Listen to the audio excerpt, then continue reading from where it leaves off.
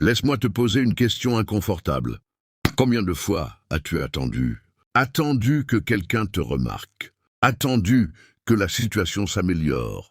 Attendu un signe, une opportunité, un sauveur. Et pendant que tu attendais, la vie, elle, n'a pas attendu.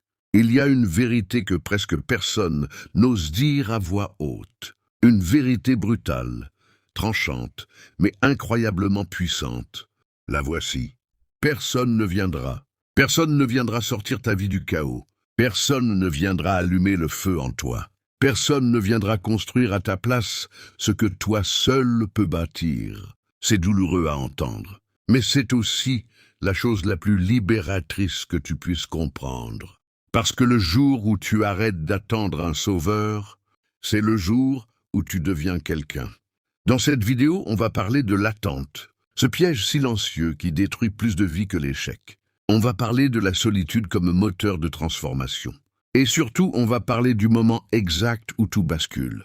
Et vers la fin de cette vidéo, je vais te révéler quelque chose sur toi-même que tu n'as peut-être jamais osé accepter.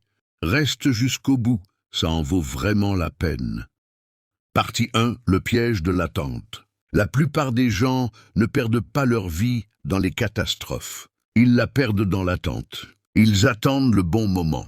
Ils attendent d'avoir plus confiance. Ils attendent d'être prêts. Mais voici ce que personne ne leur dit.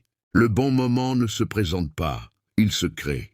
Épictète, philosophe stoïcien, qui a vécu esclave avant de devenir l'une des voix les plus puissantes de l'Antiquité, disait ceci.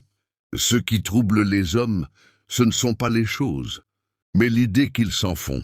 Ce n'est pas l'absence d'opportunité qui te bloque, c'est la conviction que tu dois d'abord recevoir quelque chose avant d'agir. Et cette conviction-là, elle a tué plus de rêves que tous les échecs réunis. Dans quelques minutes, on va voir pourquoi les plus grandes transformations commencent toujours dans l'ombre et comment en faire ta force. Partie 2, la vérité que personne n'aime entendre. Tu vas peut-être trouver ça dur, mais c'est nécessaire. Tu n'es pas le personnage principal dans la vie des autres. Les gens autour de toi ont leur propre peur, leurs propres combats, leurs propres nuits difficiles. Ils ne pensent pas à toi autant que tu le crois. Ce n'est pas de la malveillance, c'est juste la réalité humaine. Alors, quand tu attends leur validation pour avancer, tu remets les clés de ta vie entre des mains qui ont autre chose à faire. Et c'est une erreur énorme, parce que leur soutien peut disparaître, leur présence peut disparaître, leur enthousiasme peut disparaître, mais toi, tu resteras toujours là. Tu es la seule personne garantie d'être présente du premier au dernier souffle de ta vie. Alors dis-moi, pourquoi donner autant de pouvoir à ceux qui ne resteront peut-être pas? Partie 3. Les plus grandes transformations se font dans l'ombre. Personne n'applaudit l'étudiant qui révise seul à 2 heures du matin. Personne n'applaudit celui qui reprend après son 10e échec. Personne n'applaudit l'entrepreneur qui construit pendant que les autres regardent des séries. Et pourtant, c'est dans ces moments invisibles que tout se joue. Les applaudissements arrivent toujours à la fin, jamais au début. Le problème, c'est que beaucoup confondent la solitude avec l'échec. Ils interprètent l'absence de reconnaissance comme un signal d'arrêter. Alors qu'en réalité, la solitude est parfois la preuve que tu es en train de construire quelque chose de réel. Juste après, je vais te raconter l'histoire de 2 personnes. 10 ans d'écart, un seul choix et une différence qui va tout changer dans ta façon de voir les choses.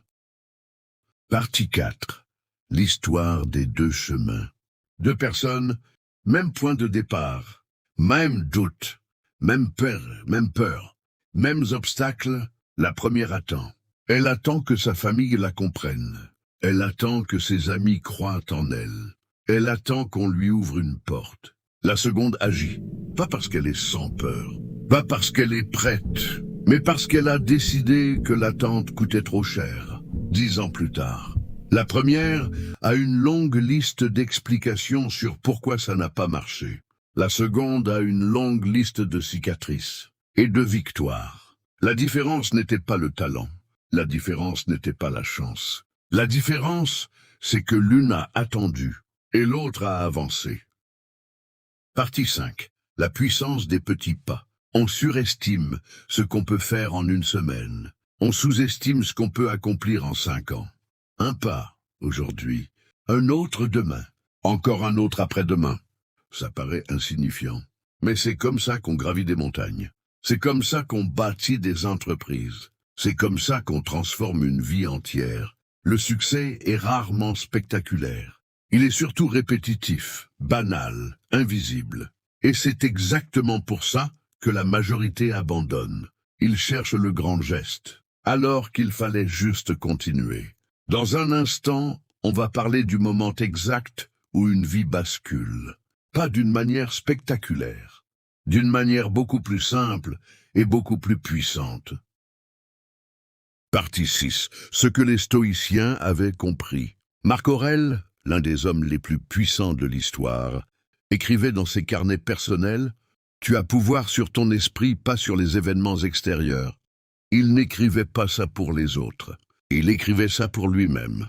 Parce que même un empereur a des doutes. Même un homme fort a ses moments de faiblesse. Mais voilà ce que cette phrase contient. Tu ne contrôles pas l'économie. Tu ne contrôles pas les gens autour de toi. Tu ne contrôles pas ce qui t'est arrivé dans le passé. Mais tu contrôles ce que tu fais maintenant. Et ce « maintenant », multiplié jour après jour, c'est ce qui fait toute la différence. Partie 7. Le moment où tout change. Il existe un instant précis. Un instant que peu de gens connaissent, mais que tous les gens qui ont réussi quelque chose de vrai ont traversé. Ce n'est pas le jour où ils ont gagné de l'argent. Ce n'est pas le jour où ils ont été reconnus. C'est le jour où ils ont dit en silence pour eux-mêmes « Ma vie est ma responsabilité », pas la faute des autres, pas la faute des circonstances, pas la faute du passé, ma responsabilité. Ce jour-là, quelque chose se déplace en toi, et rien n'est plus jamais tout à fait pareil. Partie 8. Si tu es fatigué en ce moment. Peut-être que tu regardes cette vidéo dans un moment difficile. Peut-être que tu es épuisé d'essayer. Peut-être que tu as déjà échoué. Plusieurs fois. Alors écoute-moi bien. Tu n'as pas besoin d'être parfait. Tu n'as pas besoin d'être courageux tous les jours. Tu n'as pas besoin d'avoir toutes les réponses. Tu as juste besoin d'avancer. Même avec peur, même avec doute. Même lentement, un pas, puis un autre, puis encore un autre. C'est exactement comme ça que les vies se transforment. Pas dans les grands discours, dans les petits actes répétés. La révélation finale, c'est le moment annoncé depuis le début, la chose sur toi-même. Voilà ce que je voulais te dire depuis le début de cette vidéo. Le héros que tu attendais, il n'est jamais venu parce qu'il n'en avait pas besoin. Ce héros, c'était toi. Depuis le début, tu l'as toujours été. Mais tu regardais vers l'extérieur quand la réponse était en toi. Alors arrête d'attendre un sauveur. Arrête de chercher la validation. Arrête de remettre ta vie à demain. Commence aujourd'hui, avec ce que tu as, là où tu es, même seul. Parce que les plus grands tournants d'une vie commencent par une seule décision silencieuse. Personne ne viendra me sauver. Alors je vais me sauver moi-même. Si cette vidéo t'a touché, écris une seule chose en commentaire. Je n'attendrai plus. Et si tu veux d'autres vidéos sur le stoïcisme, la discipline, la motivation et la transformation personnelle, abonne-toi. La prochaine vidéo arrive bientôt, et elle pourrait bien changer une autre façon de voir les choses.